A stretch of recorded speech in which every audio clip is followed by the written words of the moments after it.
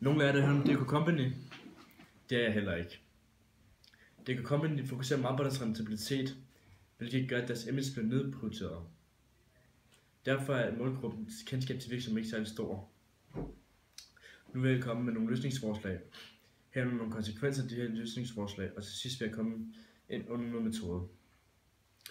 Løsningsforslag nummer 1.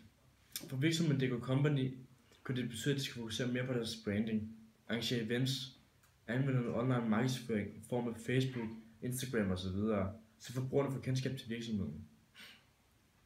Løsningsforslag 2. Det kunne være, at DK Company AS skulle anvende at opkøbe konkurrenterne, der sidst vil give dem nogle større markedsandele. Altså de kan vælge at operere med noget horisontal integration. Endvidere kan de ekspandere til nye markeder, hvis disse behøves. Konsekvenser. Målgruppen får større kendskab til virksomheden, samtidig med at virksomheden får en god omtale af bloggere. Det var herunder den online markedsføring. Det forbedrer kendskabet med medført forøget salg og dermed hæve omsætningen. Ydermere vil det resultere i en større efterspørgsel på varerne, og aktiernes omsætningshastighed vil derfor stige, hvilket jo er godt. Endvidere er der ikke kun positive konsekvenser med dette. Løsningsforslagene vil også medføre, at de øgede salgsfremmede omkostninger vil stige, herunder markedsføringen, som er et resultat af disse.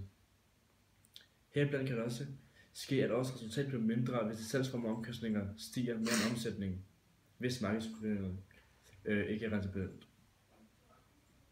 Til baggrund for disse forslag har vi lavet en grundig analyse af virksomheden DK Company. Vi har fået en meget bred forståelse for virksomhedens interne og eksterne forhold, og ikke mindst de problemer, som virksomheden står overfor på nuværende tidspunkt. Altså de her udfordringer.